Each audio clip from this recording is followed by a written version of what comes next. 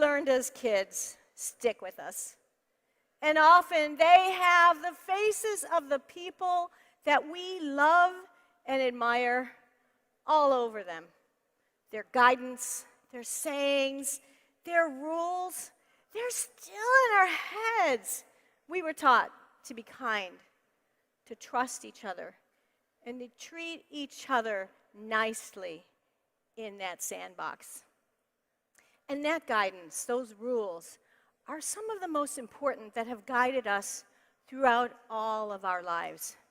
They're also some of the best guidance for how to behave in business.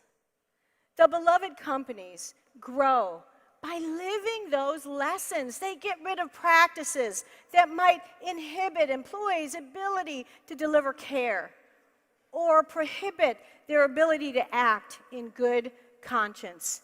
They honor the human at the end of their decisions, build balanced relationships between customers, employees, and partners.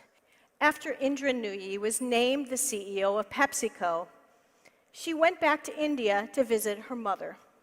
And her mother said, Indra, wear something nice, which she did, come into my home and sit on the couch, which she did. And what was interesting was a whole line of people came into the home of Indra's mom, and of course, they acknowledged Indra. But then they went right to her mother and congratulated her for raising a daughter who would become CEO. Now, what was interesting for Nooyi, here she is, she just became the CEO of PepsiCo. She was reflecting on it and thought, that makes perfect sense because it was my dad and my mom and the values they instilled at me that enabled me to be the kind of leader that I am. And so, after that day, she began to do something that she thought she owed the parents of her key executives.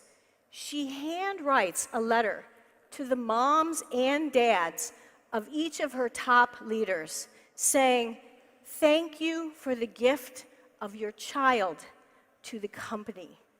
Thank you for instilling who they are to let us become who we can become. What Nooyi does and what all the best and beloved companies do is that they find people first whose values are consistent with their own, and then they enable them to thrive. And what's important about this is that as technology is becoming a bigger and bigger part of our lives, what's important is to level out the purpose of technology, which is to enable care, enable people to do the right thing, to raise, but it takes starting with that life to know when to wire the technology in. In 2010, Toby Cosgrove, the CEO of Cleveland Clinic, brought everybody together. There were thousands of them. And he said to his entire team, people respect how we deliver, how good we are technically at what we do in healthcare, but they don't like us very much.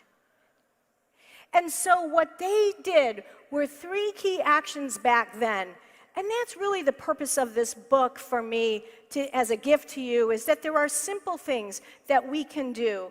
And I'm going to walk you through those 3 things that moved them to this high love rating from patients and families, and also being ranked number 2 by US News and World Report.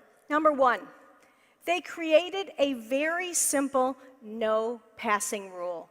What that means is that no matter who walks by a hospital room with that red call light on, you must go in and care for the human. You must go in and care for the human.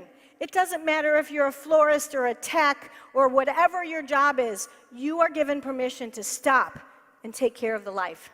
Number 2, prior to this, only doctors, ironically, in healthcare were called caregivers.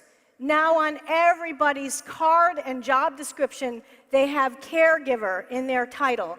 This again raises people's level and gives them permission. If you're delivering flowers and you see that somebody's pillows are rumpled, take the time. You will be celebrated for it. And number 3, they got rid of that crazy silo experience you have if you've ever been in a hospital or a family member's been in there, where you have to keep telling your story over and over and over and over again, depending on the doctor or the blood person taking your blood or the tech or the nurse. Instead, they do what they call rounding in the 360. They go as a unit and care for the whole life. When you care, you are cared back. So do you show up as a caring company? The beloved companies grow by proving with their actions that they have their customers' best interest in mind. Now, companies only achieve this when their leaders and organization realize the paradoxical reality that to achieve your goal, you need to first enable your customers to achieve their own. Our responsibility really is simple. It's to improve lives. We're all dealt life, and we get to choose if we're going to be a giver or a taker. Leadership bravery in business breeds givers.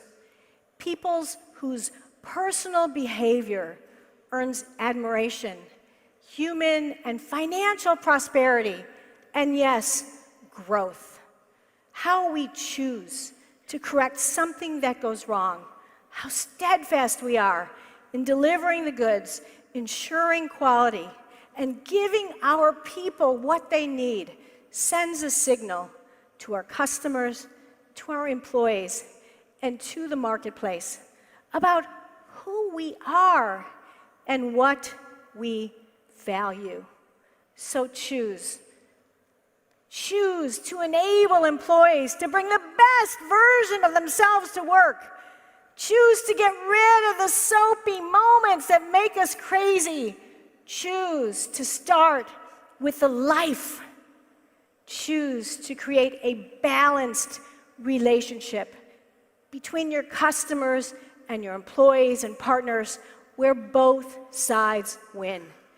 To aid you along in this quest, you might think and ask yourself, would you do that to your mother?